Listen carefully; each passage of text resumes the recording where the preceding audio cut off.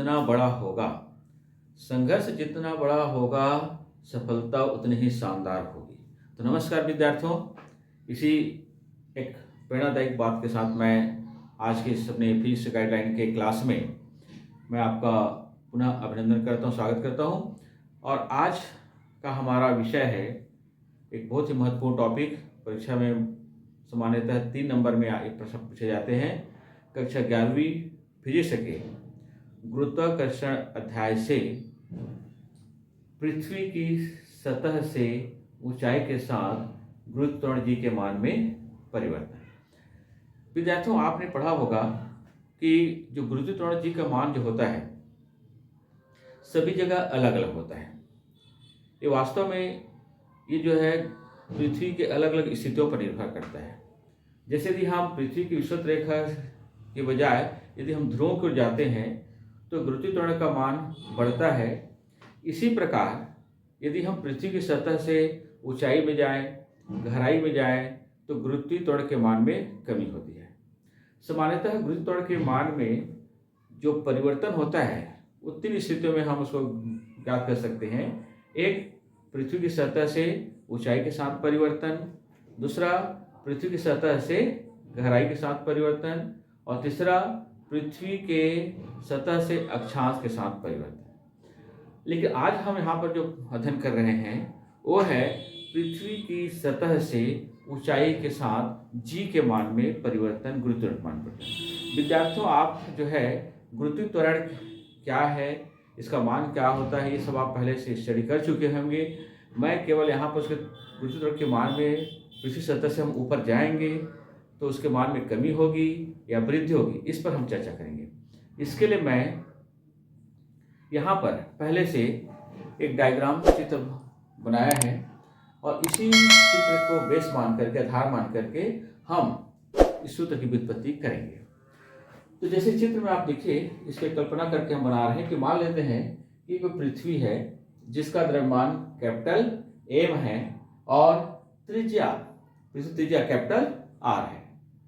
तो इस स्थिति में मान लेते हैं कि इस पृथ्वी सतह पर यदि गुरुत्वाकर्षण जी का मान निकालना हो तो पृथ्वी सतह पर गुरुत्वाकर्षण जी का मान क्या होगा, तो ये हो जाएगा G बराबर कैपिटल GM अपॉन R का स्क्वायर। ये आपने पहले पढ़ा होगा, स्मॉल जी और कैपिटल जी में हम जो संबंध निकालते हैं उससे सूत्र आता है।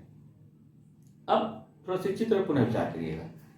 अब मान लेते हैं हम इस पृथ्वी सतह से h ऊंचाई पर एक बिंदु P लेते हैं और इस बिंदु P पर यदि गुरुत्वाकर्षण का मान G डैश हो तो इस बिंदु P पर जो गुरुत्वाकर्षण G डैश का जो मान होगा वह हो जाएगा इसी सूत्र को आधार मानते हुए कि G डैश बराबर GM upon R plus H का होल स्क्वायर। यहाँ पर हमने R प्लस H लिया है क्योंकि पृथ्वी केंद्र से इस बिंदु P की कुल दूरी R प्लस H होगी। तो हमने यहाँ पर जैसे R स्क्वायर लिया था सतह पर, तो बिंदु P पर इस गुरुत्वाकर्षण G डैश का मान क्या हो जाएगा, G डैश बराबर GM upon R plus H का होल स्क्वायर। अब हम इस समीकरण 2 में इस समीकरण 1 का भाग देते हैं। यहाँ पर तो भाग देते तो मैंने सोचा इनटू में गुणा बदल दिया तो अंश और हर की स्थिति बदल जाती है। जो अंश और हर में चला जाता है इस प्रकार से, जैसे आप देख रहे हैं GM upon R plus H का होल स्क्वायर, हमने इस इनटू में कर दिया तो ये GM नीचे आ जाएगा, R के स्क्वायर ऊपर आ जाएगा, जिसमें से आप इस GM और GM को क्या कर सकते हैं, कैंसिल कर सकते हैं। तो यहाँ पर अगर आप GM और GM को काटेंगे तो यहाँ पर क्या बचता है, तो यहाँ पर बचेगा, उसको मैं यहाँ पर ले रहा हूँ। आप इसको बिल्कुल एक अच्छे से नोट्स आप तैयार कर लेंगे। इसको बस थोड़ी सी आप ध्यान रखिएगा, आप इस वीडियो को शुरू से अंत तक अवश्य देखिएगा। किसी चीज़ को देखना ध्यान से देखेंगे और रुचि से देखेंगे तो टॉपिक हम बहुत अच्छे समझ में आता है। तो अब हम क्या करेंगे, अब जो समीकरण 2 में हमने समीकरण 3 का जो भाग दिया, अब भाग देने के बाद इसमें हमने जो प्राप्त करेंगे यहाँ पर, तो ये हो जाएगा G डैश अपॉन G बराबर R का square upon R plus H का होल स्क्वायर। ठीक है, अब यहां पर देखिए ये R स्क्वायर और यहां पर R प्लस H का होल स्क्वायर है।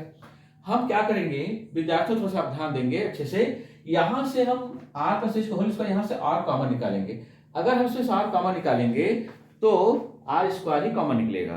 तो यहां पर यदि इसको हम हल करें तो ये हो जाएगा g डैश अपॉन g बराबर, इसको हम लिख सकते हैं r के स्क्वायर। यहां से यदि आप r कॉमन निकालेंगे r स्क्वायर, तो यहां हो जाएगा 1 प्लस एच अपॉन r का होल स्क्वायर। क्योंकि यहाँ r है तो r निकल जाएगा, लेकिन यहाँ पर r नहीं है तो उसके नीचे में भाग जाएगा। इससे क्या होगा कि इससे हम इस r स्क्वायर को कैंसिल कर देते हैं। r स्क्वायर को हम कैंसिल करेंगे तो हमारे पास क्या बचता है, तो r स्क्वायर को हम कैंसिल करते हैं, बल्कि आप इसको यहाँ पर हम इसको समीकरण नंबर 3 दे देते हैं। ठीक है, अब यहाँ पर r स्क्वायर को जब कैंसिल करते हैं तो अगला जो स्टेप होगा हम उसको यहाँ पर ले रहे हैं।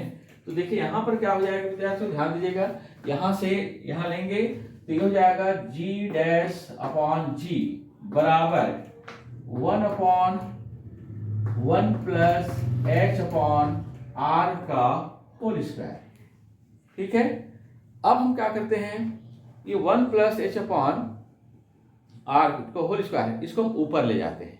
ऊपर ले जाएंगे तो क्या इस पर लिखा जा सकता है, ये g डैश अपॉन g बराबर 1 प्लस h अपॉन r, ये हो जाएगा ऋण 2 घात। तो 1 अपॉन जैसे कहते हैं ना 1 अपॉन x स्क्वायर को ऊपर ले जाए तो x घात ऋण 2 होता है ना। तो इस प्रकार से इसको हम लिख सकते हैं। लेकिन यहाँ पर क्या है, इसी समीकरण को हम द्विपद प्रमेय का उपयोग करेंगे। द्विपद प्रमेय का उपयोग करेंगे, स्वाभाविक है क्या है, यहाँ पर जो 1 का जो मान है ना वो h अपॉन r से अधिक ही है। जहाँ h हाइट है और पृथ्वी त्रिज्या है, तो भाग देते एक मान ही कम आएगा। तो ऐसी स्थिति में इसको ऐसा लिखा जा सकता है ना। लेकिन द्विपद प्रमेय से थोड़ा से यहाँ पर कुछ बातें हैं जो बच्चों को आपको याद रखना पड़ेगा। द्विपद प्रमेय जो मैथ्स के बच्चे हैं वो इसको जानते हैं। तो लेकिन द्विपद प्रमेय से इसको हम लिख सकते हैं g डैश अपॉन g बराबर 1 माइनस 2h अपॉन r। इसको आप समीकरण नंबर दे दीजिएगा, आप लोग 4 दे दीजिएगा यहाँ पर। और यहाँ पर लिख सकते हैं द्विपद प्रमेय से कि चूंकि यहाँ पर लिखा जा सकता है कि चूंकि 1 greater than 2h upon r। ठीक है, तो इस हिसाब पर यहाँ पर जो 1 का मान है वो h की 2h अपॉन r के मान से अधिक है। तो अब आप थोड़ा समीकरण 3 और 4 को ध्यान दीजिएगा। ये अगर हम समीकरण 3 से देख रहे हैं, अगर r प्लस h का मान जैसे ऊपर जाएंगे बढ़ेगा तो g डैश का मान घटेगा, क्योंकि 10 व्युत्क्रम अनुपाती है, यानी ये r प्लस h का मान बढ़ेगा तो g डैश का मान घटेगा। ठीक उसी प्रकार यदि h का मान बढ़ेगा तो भी आप इस समीकरण 4 से g डैश का मान घटेगा। मतलब इसका मतलब यह है विद्यार्थियों कि यदि हम पृथ्वी की सतह से ऊपर जाएंगे, सतह से हम क्या जाएंगे ऊपर जाएंगे, तो गुरुत्वीय त्वरण के मान में क्या होती है, कमी होती है। यही कारण है कि जब हम ऊपर जाते हैं तो गुरुत्व मान में कमी होती है तो हमारा भार भी हल्का महसूस होते जाता है। तो ये जो प्रश्न है, ये प्रश्न 3 नंबर के लिए बहुत ही महत्वपूर्ण प्रश्न माना जाता है। और यदि आप चाहते हैं कि हम इसमें एक अच्छा नंबर लाएं, ये टॉपिक जो है आपके आने वाली परीक्षा के लिए महत्वपूर्ण है, चाहे वो अर्धवार्षिक पेपर में हो चाहे वार्षिक पेपर में हो, इसको एक महत्वपूर्ण प्रश्न मान करके आप इसको तैयारी करेंगे। साथ ही साथ आप इस वीडियो को शुरू अंत तक अवश्य देखिएगा ताकि आप इस वीडियो के आधार पर इसको अच्छे से समझ सकें। और बहुत छोटा सा टॉपिक है, बहुत ज़्यादा टॉपिक नहीं है, बहुत ईजी टॉपिक है। ठीक है, और यदि विद्यार्थियों एक चीज़ है मैं आपको बताना चाहूँगा, यदि आपकी वीडियो अच्छा लगता है ना तो आप इसको निसंकोच अपने मित्रों को भी शेयर कर दीजिएगा और थोड़ी सी लाइक करिएगा। और आपके लाइक करने से हम फिर एक नए जोश के साथ आपके लिए पुनः एक नए अच्छे से टॉपिक पर, टॉपिक पर वीडियो आपके सामने लाएंगे। तब तक के लिए नमस्कार, धन्यवाद, गुड बाय।